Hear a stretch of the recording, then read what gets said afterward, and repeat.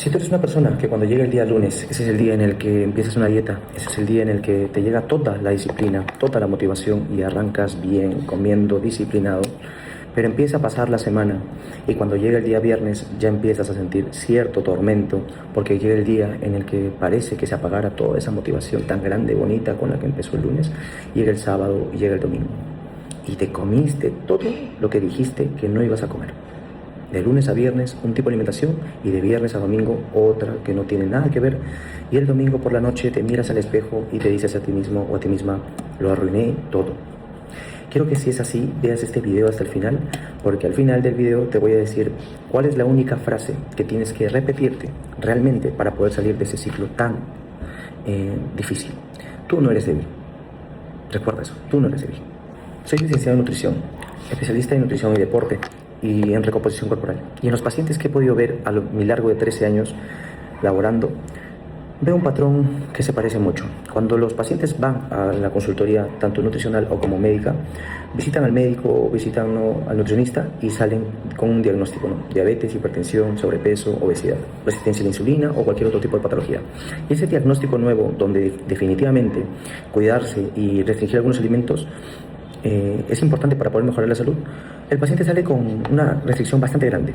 La primera semana elimina los alimentos, ¿no?, que los han acompañado toda su vida, pero efectivamente ese comportamiento de algunas semanas se restringen tanto y la restricción con el paso de las semanas empiezan a convertirse en ansiedad.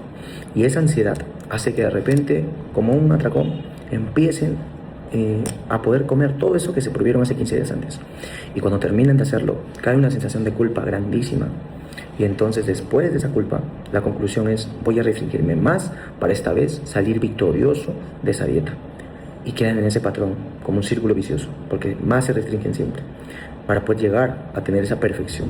Y en este video hoy yo te voy a explicar por qué pasa eso. Y no con psicología sencilla. Te voy a hablar qué es lo que pasa a nivel interno. Te voy a hablar de biología. Para que tú puedas entender todo ese comportamiento, tienes que tener algo muy importante en cuenta, y es que tu cuerpo, tu organismo, no es una máquina de obediencia. No es una máquina que simplemente va a hacer lo que tú quieras. En realidad, tu organismo, tu cuerpo, tu sistema está programado para poder sobrevivir, no para obedecer.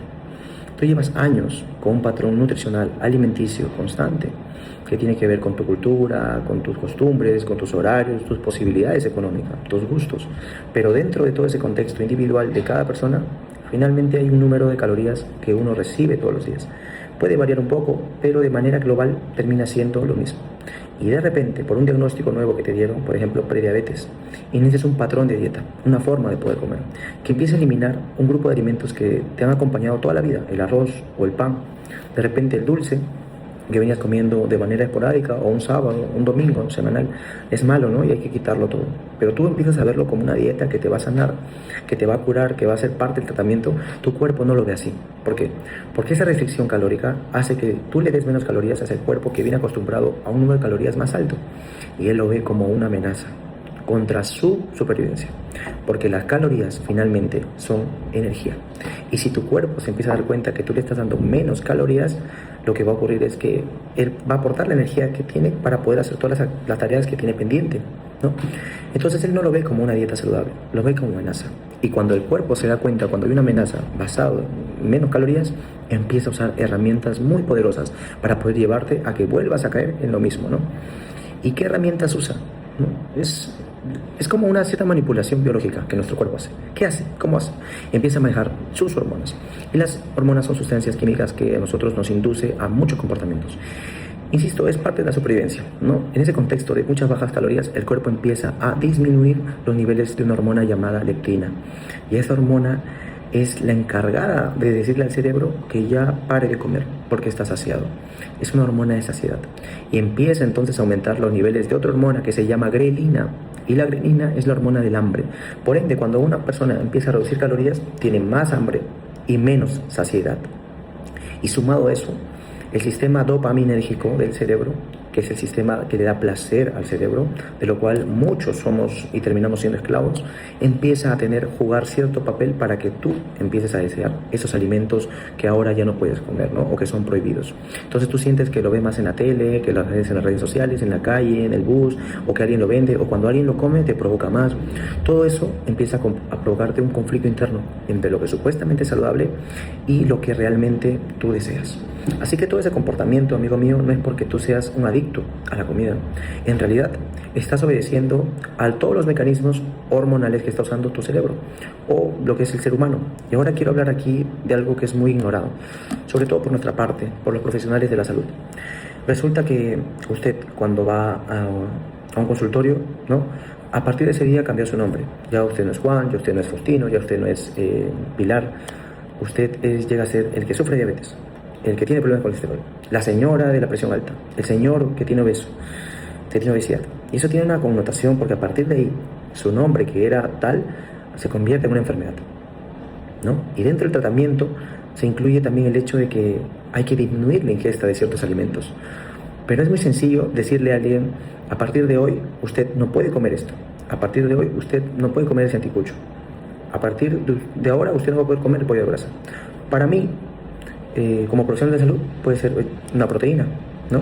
Pero para el paciente que recibe la orden de no volver a comer ese pollo a la brasa, esa hamburguesa, quizás para él no es solo un alimento, sino es un recuerdo de familia, sino es un recuerdo de una cena con papá, con mamá. Entonces, eso nos va a recordar mucho de repente desde mi infancia, qué es lo que yo he vivido. Entonces, una persona en el concepto dice, sí, claro que sí, doctor, sí, sí, nutricionista, sí, licenciado, sí, licenciada. Pero cuando llega a casa y empieza a pensar que ahora el pollo a la brasa, la humita, el tamal, es un enemigo o es un alimento que ahorita ya es un problema, que lo tiene que quitar, el cerebro no lo ve como algo benéfico. Quizá al principio sí, pero después lo siente como una pérdida. Es un duelo. Hay dolor por la prohibición de cierto alimento que no solamente te alimentaba nutricionalmente, sino que también alimentaba emociones. Y el problema es que casi nadie enseña a los pacientes a transitar por esa etapa. Yo siempre me hago una pregunta: ¿en qué momento alimentarnos se ha vuelto una cuestión de algo bueno o malo?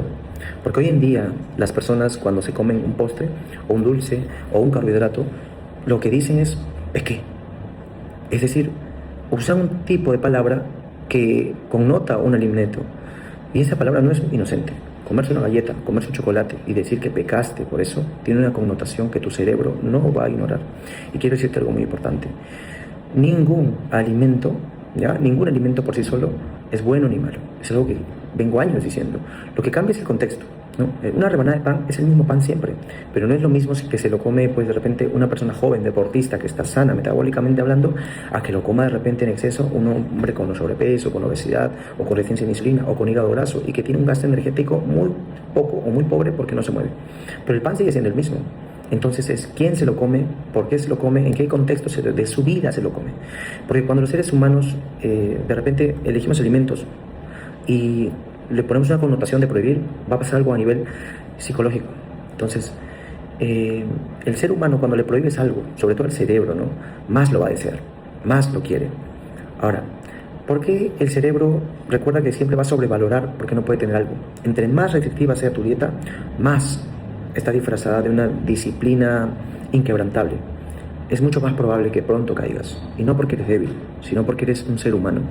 Y aquí empieza entonces el ciclo del que en pocas veces se habla, y es ese ciclo en el cual me restrinjo. Esa restricción causa ansiedad, y esa ansiedad me lleva a consumir lo prohibido, eso me da culpa, y entonces me restrinjo más. Y ahí viven las personas. Cuando usted se restringe con toda la disciplina del mundo y elimina ciertos alimentos que son malos, tu cerebro entra en un estado de estrés, de preocupación, de amenaza, de alerta. Y esto eleva una hormona que no es mala, pero que en exceso va a sobrefuncionar el cuerpo. Es el cortisol. Y los niveles altos de cortisol hacen que biológicamente el cerebro busque escape de dopamina. ¿Y qué dopamina es la más cercana? Que consumir de repente un dulce, azúcar simple, grasas trans, los galletitas, lo que es rápido de consumir, ¿no? Entonces lo hace por un acto biológico, que termina pues de repente comiendo lo prohibido, y luego viene esa culpa tan grande: arruiné todo. yo no me quiero. Y adicional a eso, te ven dentro de casa, la familia, te mira tu tío, tu tía te dice, eres un fracasado, no te quieres morir, ¿acaso tú no quieres a tus hijos, no quieres a tu esposa, a tu esposo, no quieres estar saludable? Y te vuelves a mirar al espejo solo y te juzgas. Culpa, culpa, culpa, culpa, culpa. ¿Y en qué termina eso? Me restringo más. Y entonces viene la sobrecompensación. La persona se siente culpable, se siente mal, y esa sobrecompensación lleva a que yo mañana me voy al gimnasio, hago cardio, hago 3 horas, compro el suplemento, tal, compro esto, tal.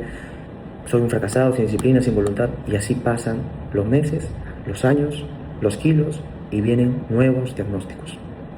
Bueno, y antes que cierres este video, lo que te prometí, ¿cuál es la frase que has estado repitiendo y que no debes repetir más? Porque lo único que hace es empeorar tu relación con la comida. Esa frase es, lo arruiné todo. La embarré. La regué. Esa frase lo único que hace es ir reprogramando tu cerebro a que inicie mal. ¿Por qué? Cuando tú le dices a ti mismo que lo arruinaste, ya tu cerebro lo siente y lo que hace es que al futuro debe ser más estricto para que pueda, no lo vuelvas a arruinar. Y lo que creas que son ideas de sobrecompensación. Me comí un pan, voy y me mato haciendo ejercicio. Me comí un chocolate, voy y me mato haciendo otro ejercicio. Y compro ese suplemento. O de repente, no, la solución es operarme, ¿no? Entonces, ya no lleva a algo más saludable. Por eso una persona sigue en un círculo. En cambio, puedes usar otra palabra. En vez de decir lo arruiné, cambia por la frase o un hecho aislado, ¿no? No me define, no pasa nada. Un postre no me hace diabético, una ensalada no me hace saludable. Por ahí comiendo de repente en exceso el día de hoy, pues mañana empiezo nuevo, con tranquilidad, con paz, con calma. Eso hace un cerebro más tranquilo, más paciente y que piense sobre todo mejor y que no tenga ideas de sobrecompensación y que no te mantenga en ese ciclo de ansiedad y culpa. Así que, queridos amigos y amigas, si este video lo has encontrado sentido y te ha podido ayudar a poder entender un poquito más qué es lo que ocurre cuando entras a dieta, no pienses de esa manera. Tienes que buscar una relación sana con la comida, con la alimentación. Busca algo sostenible a largo plazo, que te ayude y te permita poder hacerlo llevadero. Voy a seguir subiendo contenido de calidad para poder aportar a tu vida. Soy licenciado en nutrición, mi nombre es Faustino Cuellar y mi única función aquí es que puedas entender la nutrición de una forma sencilla y simple y que puedas tener en este espacio, resolver cualquier duda o alguna intriga que tengas, ¿no? Y ayudarte a que puedas en verdad encontrarle un sentido a la buena alimentación y el gusto, ¿sí? Te mando un gran abrazo.